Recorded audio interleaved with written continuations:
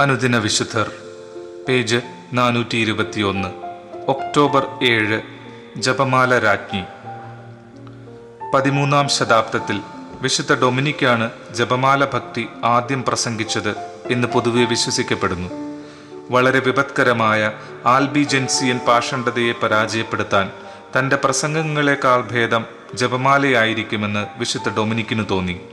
മനിക്കേയരുടെ പിൻഗാമികളാണ് ആൽബിജൻസിയർ.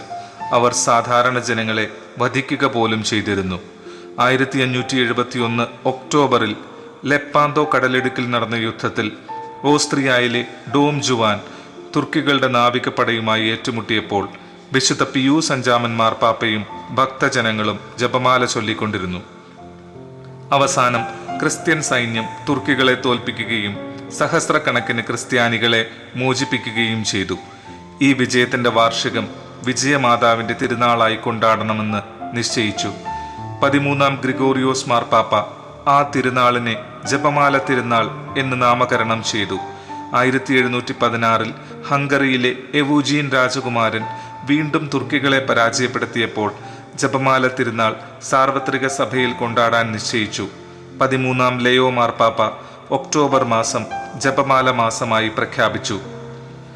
2-ാം Vatican സുനഹദോസ് പഠിപ്പിക്കുന്നു, നൂറ്റാണ്ടുകളിലൂടെ സഭയുടെ പ്രബോധനാധികാരം അംഗീകരിച്ചിട്ടുള്ള ഭക്തമുറകൾ ഈ സുനഹദോസ് വിലമതിക്കുന്നു.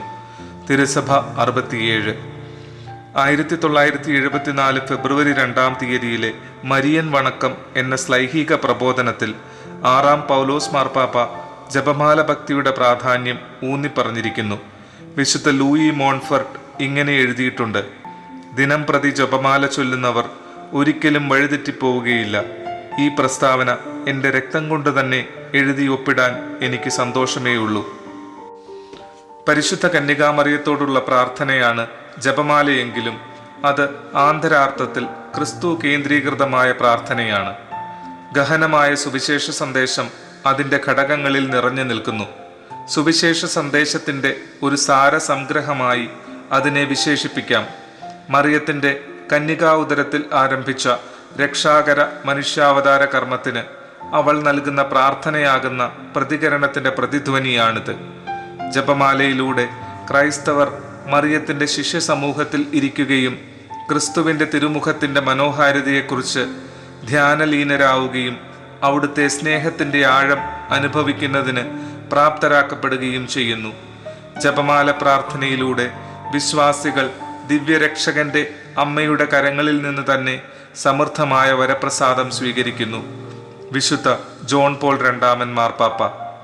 വിചിന്തനം: ഒരു പാപിയെ അഭിമുഖീകരിക്കുന്നതിന് മുമ്പ് ജപമാല ചൊല്ലാൻ എനിക്ക് സമയം ലഭിക്കുകയാണെങ്കിൽ ആ പാപി മാനസാന്തരപ്പെടാതിരുന്നതായി ഞാൻ കണ്ടിട്ടില്ല.